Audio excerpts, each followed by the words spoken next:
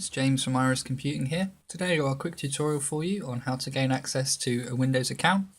There's two ways of doing this. We can do it in a destructive manner, which would be to replace the password on the account we're trying to access, and a non-destructive manner, which is to gain access to the files without changing any passwords or any user credentials. So, for the purpose of this demonstration, I'm going to be doing everything inside a virtual machine. This is merely so I can just capture everything for you guys step by step without having to restart the machine over and over again. Either way you do this, it's going to work exactly the same. So what we're going to do is gain access to this account here, Iris Computing. Now the only thing we need is a bootable command prompt. So we need to boot in to an environment that allows us to use the command prompt that isn't this install of Windows on the hard drive at the moment. So I'm going to be using a Windows 7 install disk. Any Windows install disk has it. Most internet security disks as well have this, so something like a McAfee or a Norton disk will allow you to boot up into that disk and then access the command prompt. I'm going to be doing this in Windows 7, however it works on any version of Windows. So what we need to do then is restart and boot into our disk. So pop your disk in, pop your USB stick in, etc. Let's restart the machine. Now everybody's computer is different.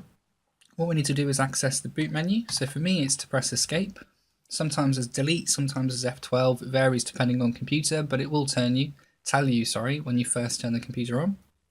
So I'm going to select CD-ROM drive here and boot into Windows.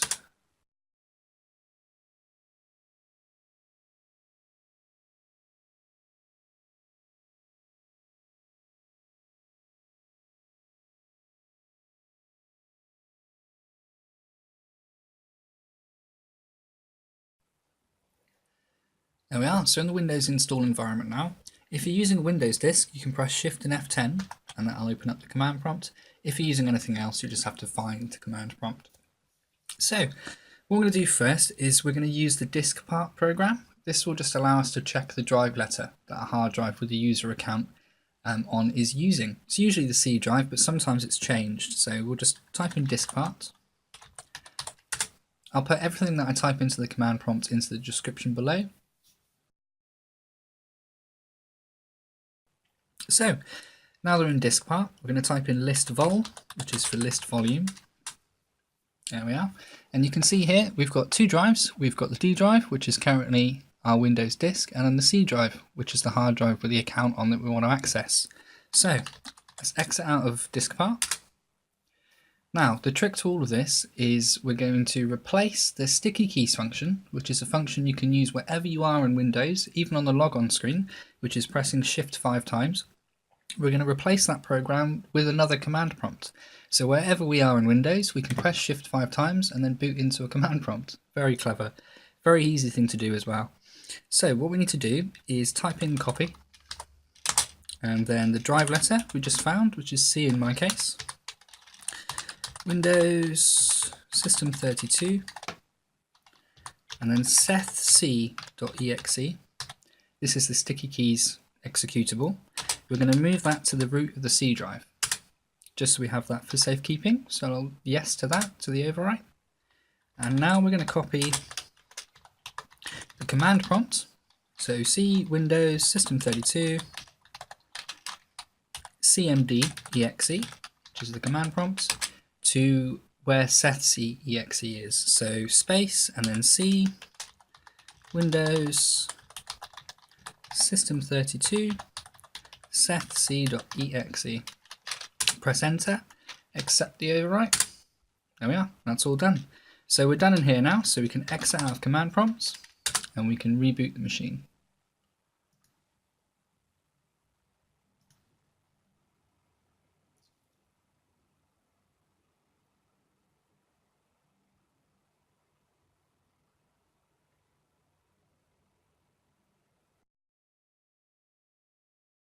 So now we're back in the Windows environment. So if I press Shift 5 times now, this would usually bring up sticky keys, but as we've just changed it, brings up command prompt. So this is a really useful hack that just allows us to pretty much change anything on the computer without even having access to it. So we're going to use the net user command. The net user command allows us to change, add, delete, and view various different user accounts on the computer. So if I type in net user, press enter, You can see at the moment we've got 3 accounts on the computer. We've got the hidden administrator account, the guest account, which is completely useless, and the Iris computing account, which is what we're trying to gain access to at the moment. So to use the netuser command, we type in netuser, followed by the username. In this case, because this username, Iris Computing, has a space in it, we need to get command prompt to recognize Iris Computing as a single word or a single command. If I was to type it in as it is now, it would recognize Iris as one thing and computing as the other. So the way of doing this is by using quotations. So if I type in beginning quote, Iris Computing, helps if I can type, close quote, and then press enter. This will show us all the information for this account, Iris Computing. The important bit we want to look at the moment is this here. So this account is an administrator. So what we need to do is change the password. The way of doing this is to type in netuser, quotes again, Iris Computing, close quote, and then a star or an asterisk. This will then prompt us for a new password, so we can type in a new password, type it in again. That's it. Now if we exit out of command prompt, type in the password you just set. There you go, we've got access to the account. So this is a really, really useful little hack that just enables you to change passwords. If you've forgotten the password, if a virus has changed your password, etc., you can get into your account still just by using command prompt. There you go. So straight away we can jump into File Explorer and we can view all the files that we've got on here. There we are. So that was the destructive manner. At the moment we've changed the password. If you want to gain access to these files without changing any passwords, without changing any user credentials, we've got to do it in a slightly different way. So if I log out of here a second, get back on the log on screen.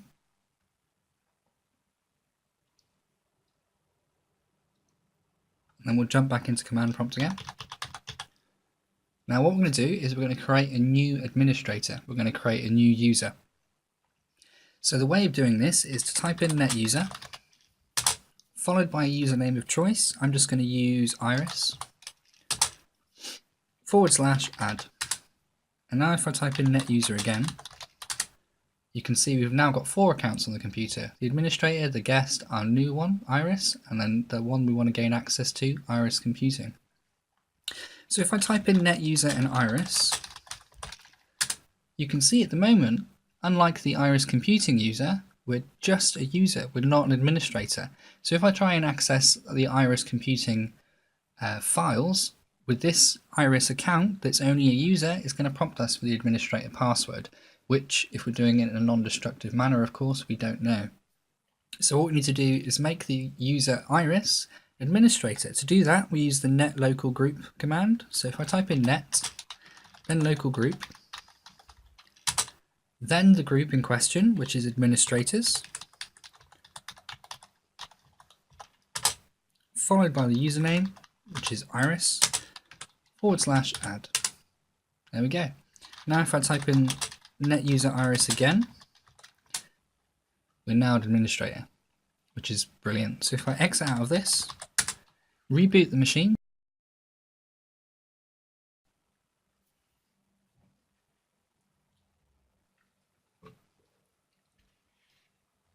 there we go. So we've now got the option to switch user and other users here. So what I'll do is I'll type in the username we just made, which is Iris. I didn't set a password, but press enter.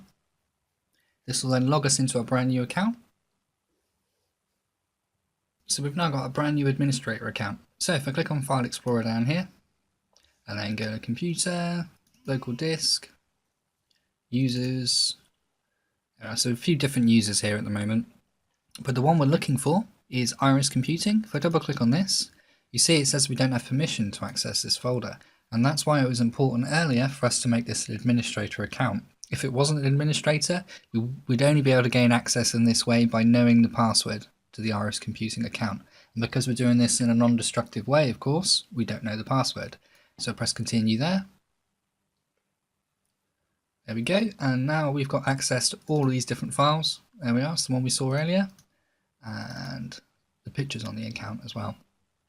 So to finish all this off then, what we're going to do, now we've got all the information we need, is log off of this account.